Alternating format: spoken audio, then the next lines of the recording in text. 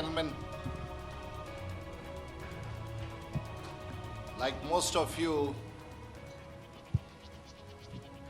once upon a time, Adil and I were students at a premier institute in Mumbai that trained us effectively on how to make powerful presentations without saying very much.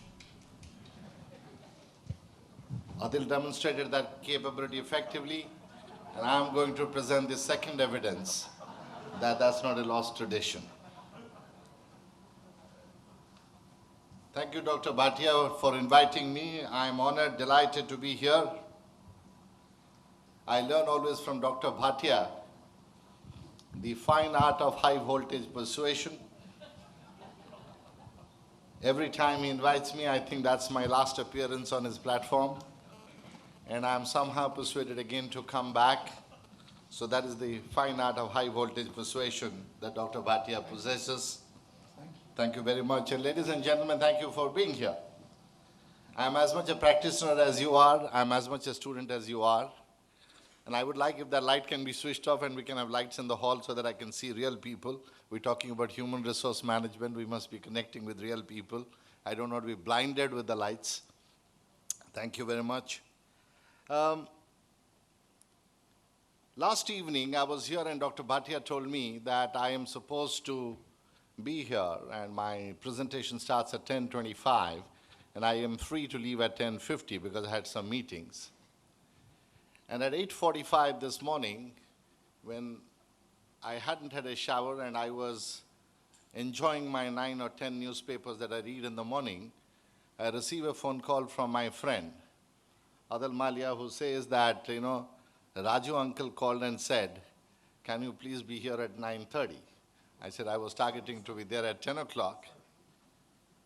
But the irony of the situation was not missed on me, that we cannot schedule from last evening to this morning a perfect scheduling because the world is so uncertain. How ironic that we are gathered here to talk about the future. And the future that is so distant, future that is so unknown. And that's the challenge before the profession. Not knowing why, with that telephone call, I was appearing so disturbed, so my daughter asked me, Dad, why are you hassled? So I said, no, I have to make a presentation, but before I could complete further, she said, well, that's not a big deal, just don't try to be intelligent, charming, and witty, just be yourself. So you must empathize with me if I sound confused about the future, because I'm torn between the premature arrival call from Dr. Bhatia, advice from a teenage daughter whose irreverence is symptomatic of the kind of employees that we deal with, and of course, a mind-boggling prospect of talking about future that is unknown and unknowable. And one of the interesting aspects of future that people say is the future is no longer as it used to be.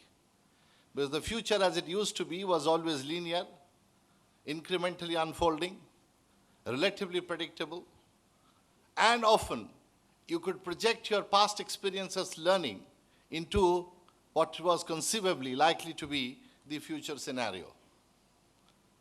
And unfortunately, future, as we discover, has become an increasingly difficult subject because many of you would be from technology industry. You may recall that somebody once upon a time, very glorious, had said, computer is an equipment nobody is going to buy. Maybe in the world, not more than 10 computers would be sold. That somebody very famous said, you know who it is.